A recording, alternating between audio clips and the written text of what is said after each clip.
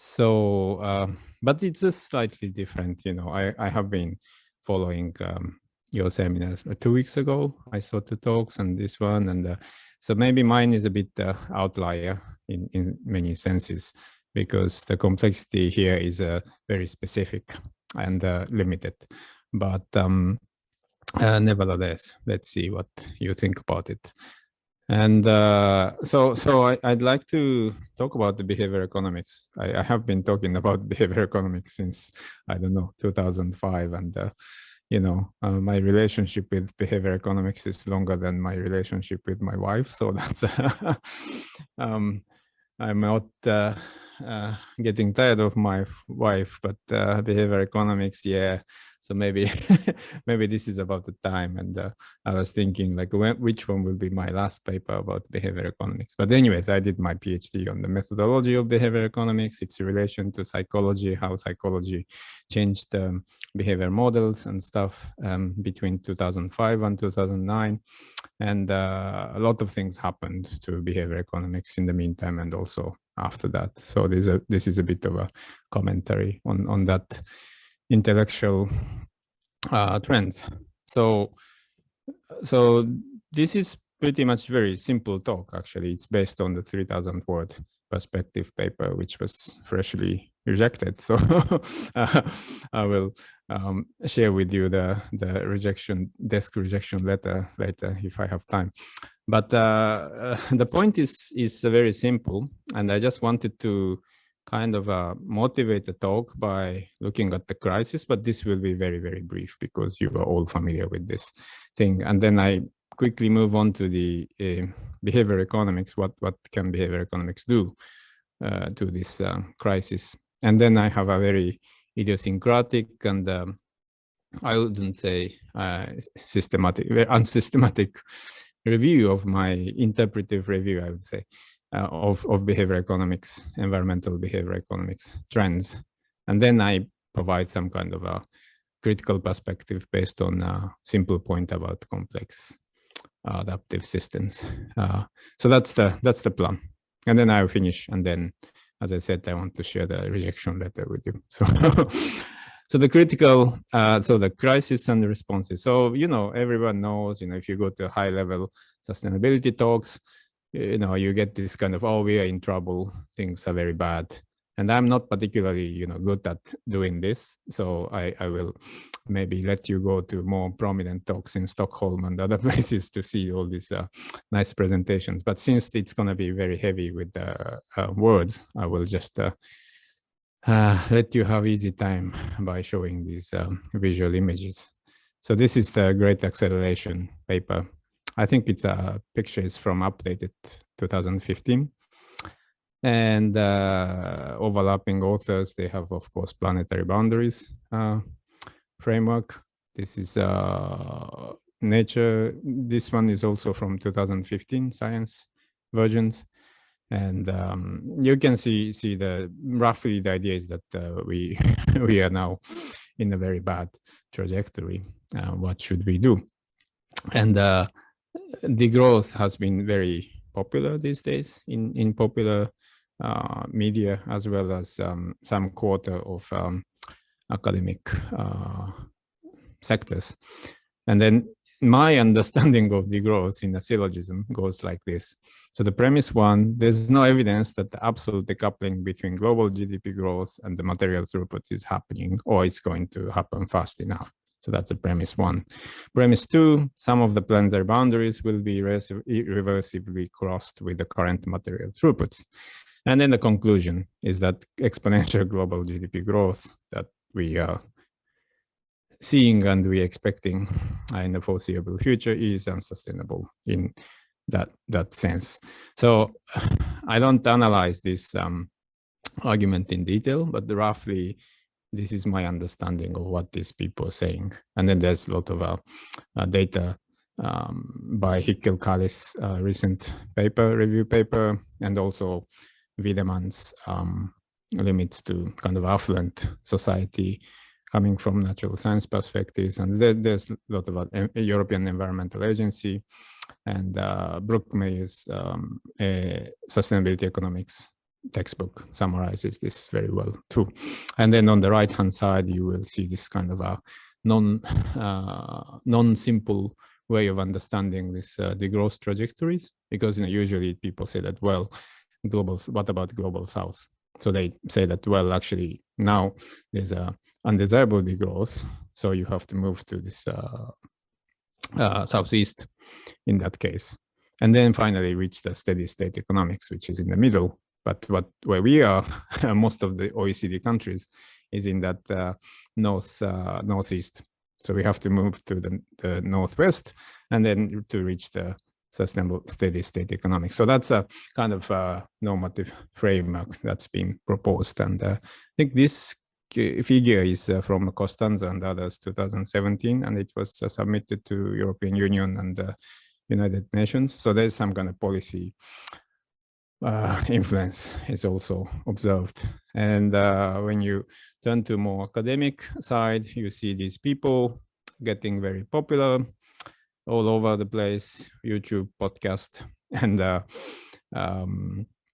I was listening to actually Georgios Kallis talk yesterday in Stockholm and the Lund event. And so that's the popular thing. And I also want to mention the some of the stuff that's done in a non-English world.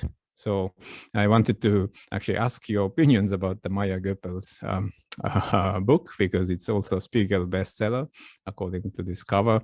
And I have read another book of her. No, actually, I have read the Japanese translation of this book. And it's kind of amazing because there's no English translation, but the Japanese translation is available on Amazon JP.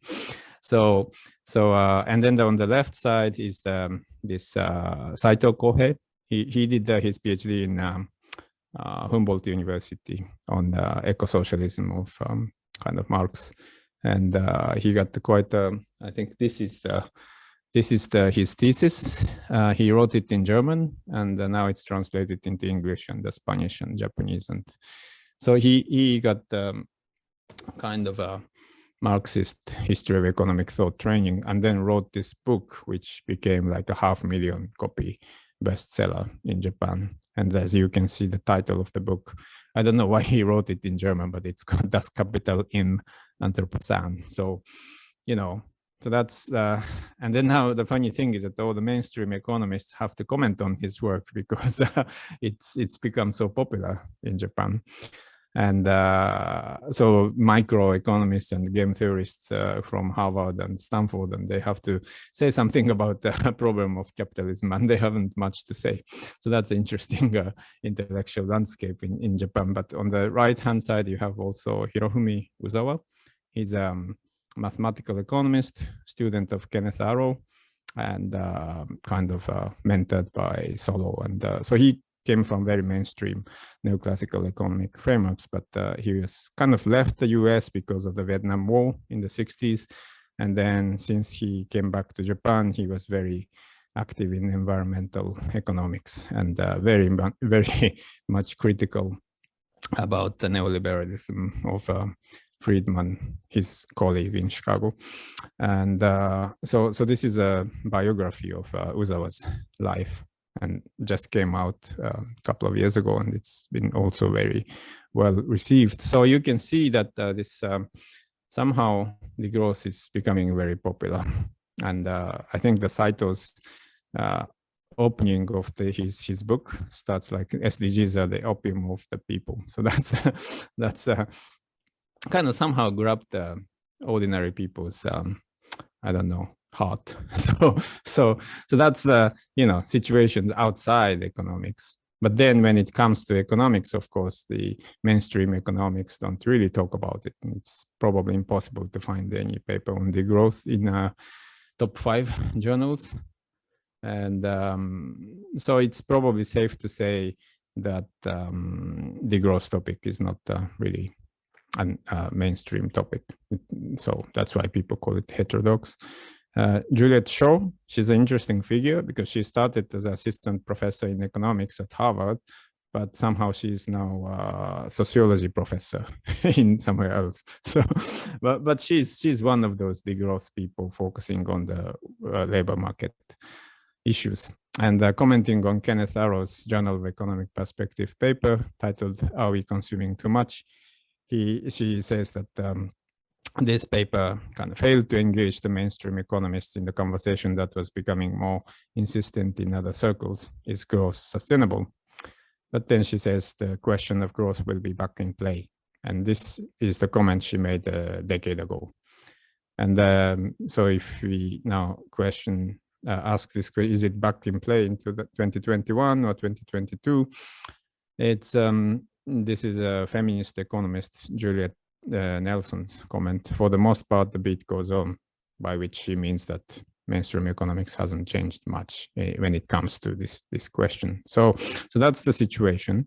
And so if ecological economics, the growth, those things are not really well received, maybe we should look at something that's been very successful in mainstreaming itself, which is behavior economics.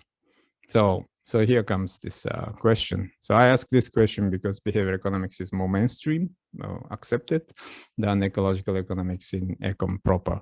So it seems like all the degrowth papers go to Journal of Cleaner Production and the Ecological Economics, and they don't go to economics proper. But from the get-go, experimental economists and behavior economists have been publishing in the mainstream economics journals, as well as Nature, Science, and that kind of papers. So there's a kind of clear difference in orientations. And so I was curious, what's the track record when it comes to environmental issues? And of course, there's a burgeoning field of behavior environmental economics. So this is my interpretive review of the areas. And I'll just mention 3 approaches. So one is an easy one called the green nudges. Now, what is nudge? Nudge is a design intervention to the choice environment or choice architecture that reliably changes individual choice to improve welfare without substantially changing economic incentives. So this is the original definition. As you can see, it's a very negative definition. It doesn't mention anything about psychological mechanisms, but the key is the welfare improvement from the perspective of the subject. So that was the kind of paternalistic point, but endorsed by the ideal rational self. And so while I was writing my thesis, this Taylor and Sunstein's nudge was published, and it was all over the place. And we are still living in this kind of a post-nudge time. And for example, this is another nice book called The Tyranny of Utility, Behavioral Social Science and the Rise of Paternalism. So it created this secondary literature which criticizes the kind of a normative side of behavior economics. And there's so many papers. Philosophers love this genre, and I also contributed to that genre myself. But when you look at this slightly different side, there's this thing called the green nudges. And this my German colleague, Schubert, has a nice review paper in ecological economics. So it's a type of social nudges, what I call social nudges. So by social nudges, what I mean is that it addresses the negative externality problems rather than internality problems. So the internality problem is a kind of a cost to the agent caused by his or her own irrationality. But the externalities are not the more classical form. And then the idea is that nudges can be used to address the externality problems rather than internality problems. So that's the difference.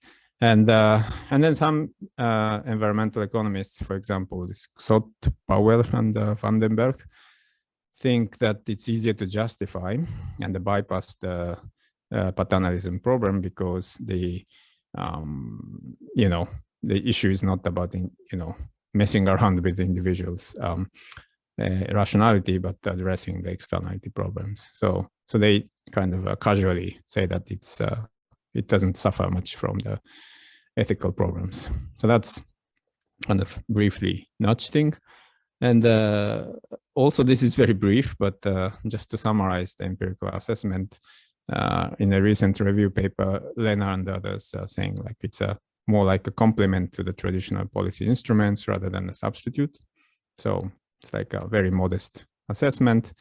And when you look at the common resource management literature of the Global South, the Velets and the Moros, for example, says that the promises of behavior science, a bit broader category than behavior economics, have only been partially accomplished. So that's also a very modest assessment. And Bauma's paper is specifically focusing on experimental economics aspect.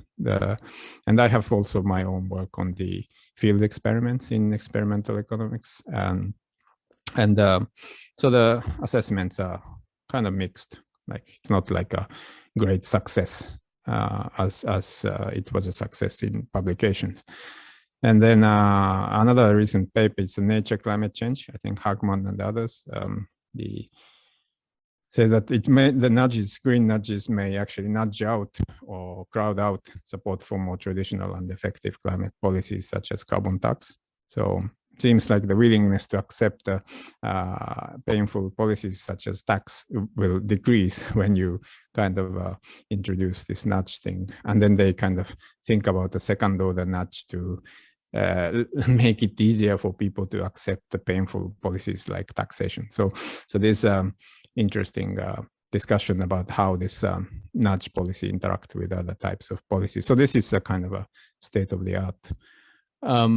So the approach number 2, this is not necessarily distinct from the first approach, but it's just more general than the first one, because it targets the design principle of economic policies in general, like in resource, energy, and climate economics, not just individual behavior. So the scope is broader. And so, for example, it talks about the climate negotiations and those issues. But the science base is the same. It's a bit so-called the behavior insights about the bounded rationality and the bounded self-interest. And what's interesting about this is that it may challenge normative foundations of mainstream environmental economics. For example, cost-benefit analysis based on contingent evaluation because of framing effects and the preference reversals. Maybe these valuation methods may not be valid in measuring people's values. So they, for example, the review paper that I mentioned by Gsott, Powell, and Vandenberg talks about the multi-criteria analysis and participatory approaches to elicit environmental preferences because of the behavior problems of preference reversals and stuff. And so that's another interesting point about this approach compared to the bit narrower approach in the green nudges. And the second, another point I should mention is that it's kind of ambiguous with regard to getting the price regulation right kind of policy, the traditional policy. So on the one hand, there's this famous literature called the crowding out literature, which is based on only one paper originally about daycare in Israel. So when the parents were late to pick up the kids, so the daycare introduced the fine, and then the parents who are late increased. The number of the parents who are late increased. So the fine didn't solve this late picking up problem, but actually it made it worse. And then why? Because the kind of parents thought that it's actually a cheap service. So you can be late for half an hour for €7. It's not a bad deal. So the kind of, but before parents were trying not to be late because it's kind of, they feel bad to daycare service people. So the idea of this crowding out is that by introducing the monetary fees and the stuff, then you might change the framework of social relations. And then it might create a counterproductive results like more late parents. And that's very, very kind of a popular literature in some sector of economics critical people. And so if you buy this story, then you have to be careful about the pricing and the marketization of type of policies. But on the other hand, some other people emphasize self-serving bias, avoidance of norm-bound situations, and cognitive dissonance. And then if you focus on these kind of behavior insights, then you kind of think that, okay, these insights reinforce rather than undermine the standard emphasis on price and regulation, because you think that, okay, so people have some kind of self-serving biases, and they behave in such a way that they avoid the situations where they feel uncomfortable about following norms and stuff. So it's quite ambiguous. Like, okay, so based on this behavior evidence, what should be the kind of design principle of environmental economic policies? And we don't know actually clearly, like what's the way to go. So that's approach number 2. And then approach number 3 is the least famous, but I like this one. Again, Vandenberg, these days he's my hero. So he has this paper about the GDP paradox. And what is GDP paradox? According to him, it's a fact that many economists accept that GDP growth does not track welfare or social progress, but they deny at the same time its policy relevance. So, whenever you talk about this, they say, well, of course, GDP is not it's not a good construct to track people's well-being. But then at the same time, they say, well, so what? So they just, do the business as usual. And that's according to him, it's a paradox. And then he wants to kind of address this by behavior insights. So he has 2 ways of using behavior insights. So the first way is to directly draw on happiness research, lexicographical preferences and social preferences for relative income, status, and rivalry, in order to argue that indeed GDP is not a good measure of welfare. So that's one way of using the behavior insights. And the second way is to explain the paradox itself, that why economists don't really respond to this problem. And then he mentions this behavioral limitations of the regulator or the expert kind of literature. There's a small literature about, because if the behavioral biases are universal, why exempt experts and regulators, because they are also victims of the biases. And then you can measure isolation effect, conformism, docility, socialization, and limitations. And these are the many things that you associate with kind of a indoctrination in particular disciplinary frameworks. And then so he mentions both things, and then his proposal is, let's shake the status quo by collectively acknowledging that this is an information failure. So, and then we should come out. So we should come out from the closet and say, hey, sorry, GDP actually is not really good. So let's neglect this altogether. And so the first of all, as he is completely aware, this is unlikely to change structural lock-in, because it's not only about the economists' behavior, but it's, very deeply entrenched in the policy systems, and he's aware of this. So, and then no behavioral economic insights will tell you that this kind of a collective coming out will reverse the policy, right? So that's interesting. But I have to mention this because it's one of the few cases where behavior economics is used to propose something, what you might call radical. So that's approach number 3. And then I'll move on to discussion and briefly conclude. So what have we learned by looking at these cases? And so this is what the philosophers of science call the underdetermination situations, right? So we have behavioral insights, and it's supposedly, let's assume for the sake of argument that we know what behavioral insights are. Like there's empirical uncertainties, but more or less there's a range of things that typically summarized as bounded rationality and the bounded self-interest. And then policies go all over the place, from very conservative minor behavioral green nudging to kind of rather radical abandoning the GDP. Why is that? And so there's underdetermination of policy based on science. So the science doesn't determine policy. Why is that? And so the first we have to acknowledge that there's a divergent ways in which behavior economics or behavior insights is used to propose policy. And it seems like there's two things going on. So one thing, as I said, is empirical. We don't know enough about the determinants of behavior. We don't know enough about how behavior interacts with context. We don't know enough about how different types of policy interacts to create the final results. So there's a lot of things that we don't know. And it's kind of, first you have to acknowledge this. But second point is normative. So we don't really think explicitly enough about the values, what's underlying these policy proposals. And we lack this kind of more disciplined discussions on normative implications of behavior economics on sustainability goals. And so that's the kind of point I want to highlight, because we know that there's empirical uncertainties, but this point hasn't been mentioned so much. So I want to emphasize this point. So I want to delve into this thing as a diagnosis. So there's a lack of systemic or systematic, the reflexive perspectives in this regard.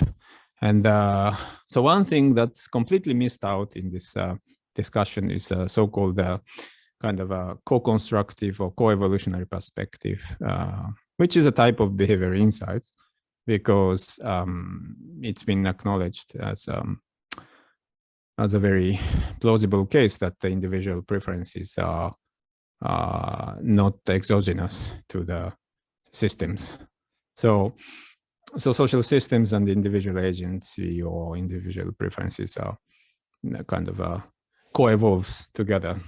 So what kind of preferences I happen to have is determined by, of course, the kind of market or communist or whatever systems that I grew up. And then also I can change the systems, but if I change the systems, then I will change as well.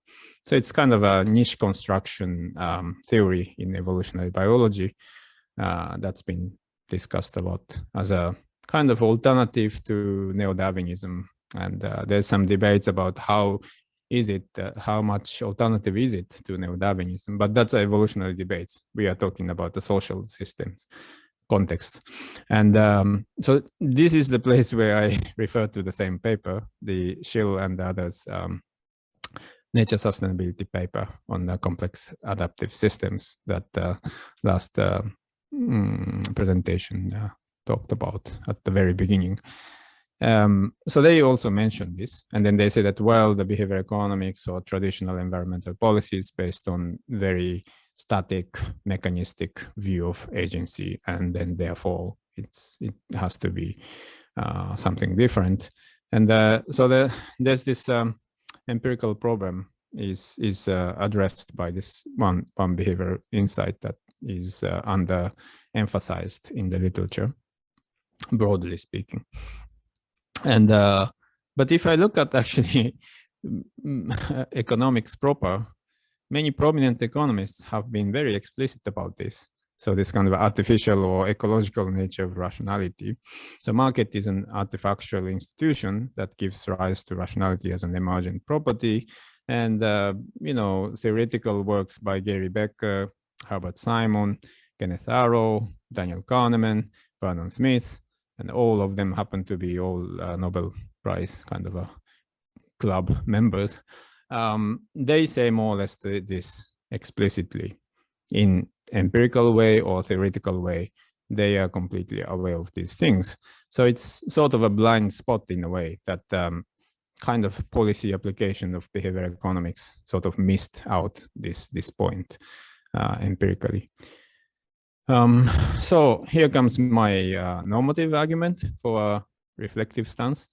So this, to put it, so this is a very simple argument. The very evaluative criteria of policy, for example, individual welfare measured by their preference satisfaction, are not fixed but co-evolves with institutions, because the very preferences are endogenous to the system to some extent. So relying solely on such criteria to design institutions would thus beg the normative question of why they are worth pursuing. So we kind of course, we have to start from somewhere, but when you ask normative questions, you cannot kind of completely base on the current existing situations, because that situation is a partly product of the social design.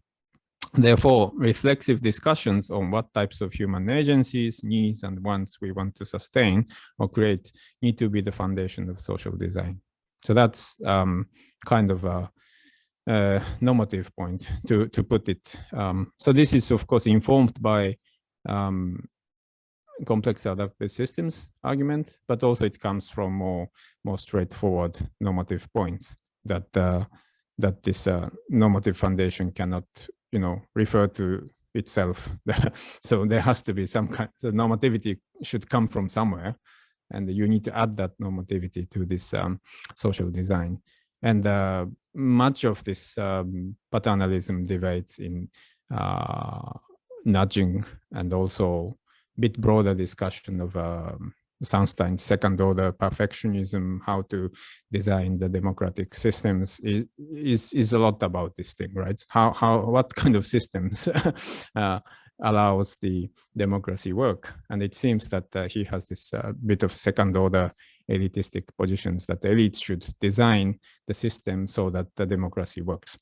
And so this is the very subtle discussions on political philosophy and constitutional theory, but there's a connection to that thing. But we somehow lose sight of these kind of big normative questions in the kind of environmental behavioral discussion, or a lot of the time. So what's my conclusion? To put it very quickly, I guess the behavioral economics-based environmental policy is limited in many ways. So for example, green nudging lacks extrapolability, in terms of scalability, in horizontal and vertical ways, they're both limited. And also the behavioral environmental policy in general lacks systematicity, because they don't know enough about how the different things interact. For example, the relevance of or centrality of the money and the regulation, you cannot really say much at the moment based on these things. And there's a lot of room for norms to, I guess, influence the final, your last section in the paper, which is a policy recommendation. And also including the last one about GDP, kind of let's abandon GDP.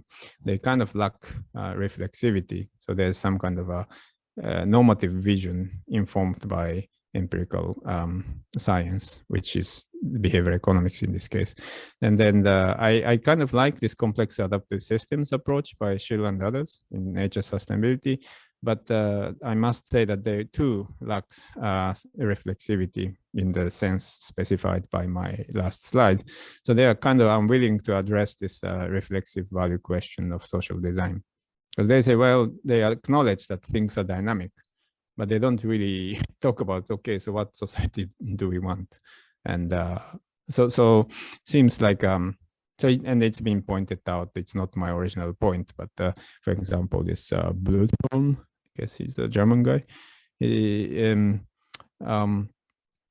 says that, there's this kind of tendency in management science and natural science-based sustainability science to kind of avoid facing conflicting value questions inherent in environmental policy making. And this paper, by the way, is a kind of critique of all sustainability. So he says, well, it's been well known in environmental sociology that the sustainability is dead. So I didn't know, actually. so apparently it's been dead since 2015. But and then I think some people make this sort of diagnosis partly because I guess we lack kind of a collective effort to talk about these normative questions, and then making a acrobatic connection to the last talk and the book I'm reading at the moment. I think there's a lot of kind of normative orientations in the Dawn of Everything by Graeber and Wengrow, because they really think about kind of current situations when they look at Mesopotamia and all these things. And the kind of key theme is imagination and sense of possibility. And this type of questions are exactly about how we should organize our society, and that really sharpens up their empirical work also to study the historical sites and the size of the cities and all these things. And it's exactly how this, some philosophers of science like Helen Longino argue that the diversity of values are very important, because if you have this kind of particular concern about inequality and the current, the system being stuck, and you can see things very differently, even when you look at some societies from 3000 BC. So I guess this doesn't really mean that values are bad. Maybe the opposite. Value questions are very good. And also, it has to be combined with some empirical aspects. And so this is just a small call for more normativity. And but not only being explicit, because philosophers have been saying that, oh, we should be explicit and transparent. But I think being transparent and being explicit is not enough, but we have to be a bit more reflexive, in the sense that kind of the way we look at the society is there's some kind of looping complex system aspects, and this kind of system design is also a normative enterprise, and that's a bit distinct from the standard normative ethics, because they don't talk about systems in this way, and virtues and things are actually quite an interesting topic, because economists think that virtues are scarce resource. So if you count too much on the people's generosity and the willingness to help others, then it's depleted. So let's save this thing and then let the market solve most of the problems. But ethicists think that actually virtues are like muscles. So if you don't use it, they will disappear. And so the idea is that you should kind of design the system so that you will constantly use this muscle of helping your neighbors and stuff, rather than depending too much on the bureaucracy and the market. So there's all sorts of normative and empirical questions. But I think behavioral economics is an interesting science, but it has to be used with this type of attitudes toward the whole complex whole. And I hope I convinced you that that's a necessary part. But I will stop here. I spent too much time. Thank you.